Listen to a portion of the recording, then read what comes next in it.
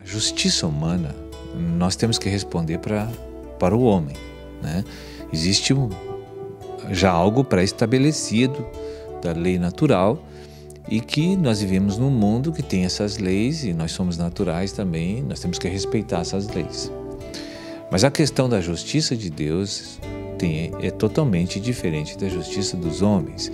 Obviamente que a justiça dos homens tentam imitar o máximo a lei de Deus e a justiça de Deus.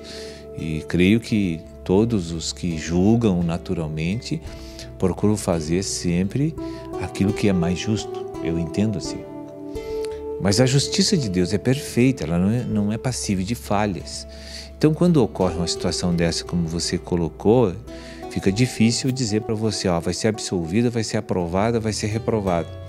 Na verdade, nós somos incapazes de julgar isso, até mesmo o que Deus vai fazer com relação a essa pessoa. Somos incapazes e se a gente falar, pode não dar certo mesmo.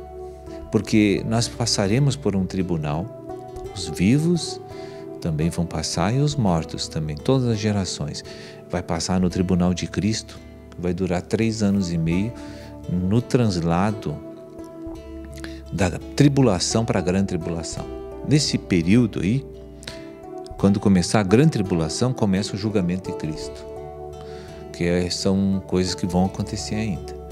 Então vai durar 3 anos e meio o julgamento de todas as pessoas, desde o início.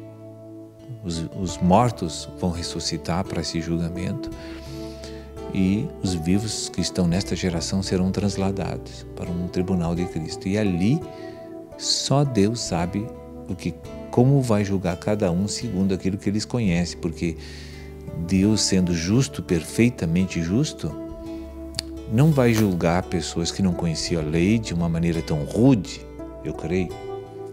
Mas aquele que conhece muito e não fez o que Deus ensinou, esse vai ser, creio que um tratamento severo, até porque existe uma parábola que aqueles que muito foi dado, muito será requerido. E aqueles que conhecem pouco, levarão poucos açoites também, né? Os que conhecem muito e não praticaram levarão muitos açoites. Então Jesus dá um sinal, abre uma pequena fresta para a gente tirar uma conclusão de como vai ser esse julgamento divino sobre as nações, sobre todos os povos da terra. E todos nós seremos julgados, e isso aí creio que vai gerar uma série de surpresas, porque nós estaremos analisando as coisas sob o ângulo racional e Deus não age por razão. Deus age pela justiça perfeita e a perfeição dele.